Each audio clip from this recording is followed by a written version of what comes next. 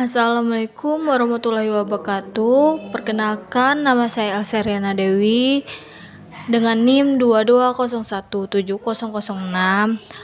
dari Prodi Sastra Indonesia. Di sini saya akan mempresentasikan strukturalisme, formalisme, dan strukturalisme genetik. Teori strukturalisme. Strukturalisme adalah cara kerja pendekatan terhadap karya sastra secara ilmiah, yaitu pendekatan yang di dalamnya terdapat sikap objektivitas, kepastian, dan sikap tidak terlibat. Tatak 2014-25. Sejalan dengan pendapat di atas, pendekatan struktural merupakan pendekatan intrinsik, yakni membicarakan karya tersebut pada unsur-unsur yang membangun karya sastra dari dalam. Suwarno 2012-23. Pendekatan tersebut meneliti karya sastra sebagai karya yang otonom, bebas dari latar belakang sosial, sejarah, biografi pengarang, dan segala hal yang ada di luar karya sastra. Strukturalisme mengkaji tentang struktur karya sastra, di mana struktur itu merupakan satu kesatuan yang bulat dengan arti lain, tidak dapat berdiri sendiri di luar daripada struktur itu. Tokoh-tokoh dan konsep dasar teori struktural. A. Aristoteles. 4 konsep Aristoteles yaitu order berarti urutan dan aturan. Urutan aksi harus teratur dan logis. Unity berarti bahwa semua unsur dalam plot harus ada dan tidak bertukar tempat tanpa mengacaukan keseluruhannya. Complexity berarti bahwa luasnya ruang lingkup dan kekompleksan karya harus cukup untuk memungkinkan perkembangan peristiwa yang logis, untuk menghasilkan peredaran dari nasib baik ke nasib buruk ataupun sebaliknya. Coherence berarti bahwa sastrawan tidak bertugas untuk menyebutkan hal-hal yang benar terjadi. B. Ferdinand de Saussure. Linguistik merupakan ilmu yang otonom. Karya sastra juga memiliki sifat keotonomian, sehingga pembicaraan mengenai karya sastra tidak perlu dikaitkan dengan ilmu-ilmu yang lainnya. C. Kaum formalis. Tokoh-tokoh kaum formalis yaitu Jacobson, Psikologi, dan R. Hepburn, dan T. Janov. Teori kaum formalis antara 1915 dan 1930 mengalami perkembangan.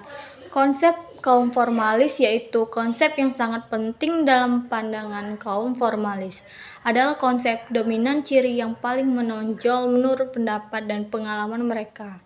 Dalam sebuah karya sastra, seringkali pula dalam aliran atau zaman tertentu, aspek bahasa tertentu secara dominan menentukan ciri-ciri khas hasil karya sastra. Konsep kaum formalis bersifat otonom, artinya dapat dipahami sebagai kesatuan yang bulat. Hakikat strukturalisme.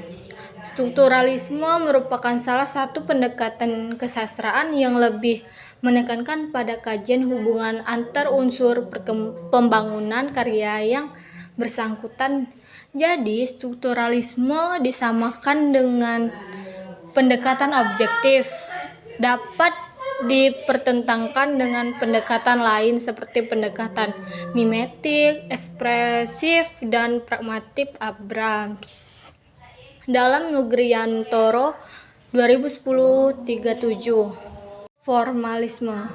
Formalisme adalah doktrin dan praktik penekuan yang saksama terhadap bentuk yang bercorak atau bentuk-bentuk eksternal lain. Corak-corak elemen formal adalah garis, bentuk, warna, dan sebagainya yang dapat dikombinasikan untuk memproduksi keseluruhan gaya dan efek.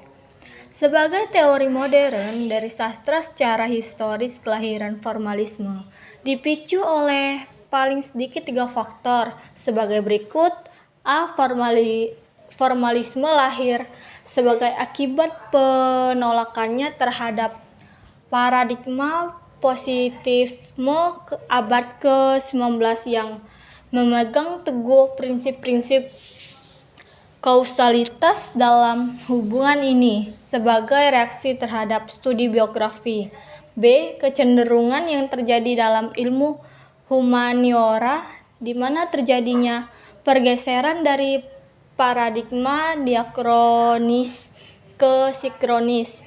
C. Penolakan terhadap pendekatan tradisional yang selalu memberikan perhatian terhadap hubungan karya sastra dengan sejarah, sosiologi, dan psikologi. Konsep formalisme. Konsep yang mendasari studi kaum atau tokoh formalisme ialah tidak berfokus pada bagaimana sastra dipelajari, melainkan apa yang sebenarnya menjadi persoalan pokok dari studi sastra itu sendiri.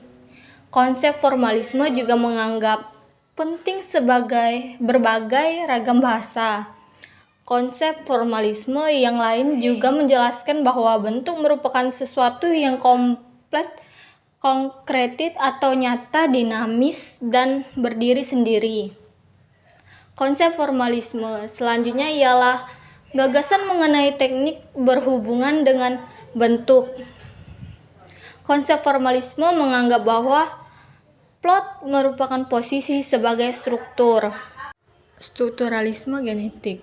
Konsep dasar strukturalisme genetik: fakta kemanusiaan, subjek kolektif, strukturasi pandangan dunia, pemahaman, dan penjelasan.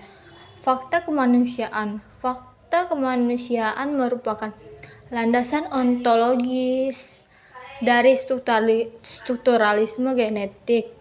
Fakta kemanusiaan yang dimaksud adalah segala hasil aktivitas atau perilaku manusia, baik verbal maupun fisik, yang berusaha dipahami oleh ilmu pengetahuan. Fakta kemanusiaan dibagi menjadi dua macam: fakta individual, fakta sosial. Fakta individual merupakan hasil perilaku libidinal atau mimpi, perilaku orang gila, dan sebagainya. Fakta sosial merupakan fakta yang mempunyai peranan dalam sejarah dan mempunyai dampak dalam hubungan sosial, ekonomi, maupun politik antar anggota masyarakat. Goldman menganggap semua fakta kemanusiaan merupakan struktur yang berarti. Fakta tersebut merupakan hasil usaha manusia untuk mencapai keseimbangan yang lebih baik dalam hubungannya dengan dunia sekitarnya.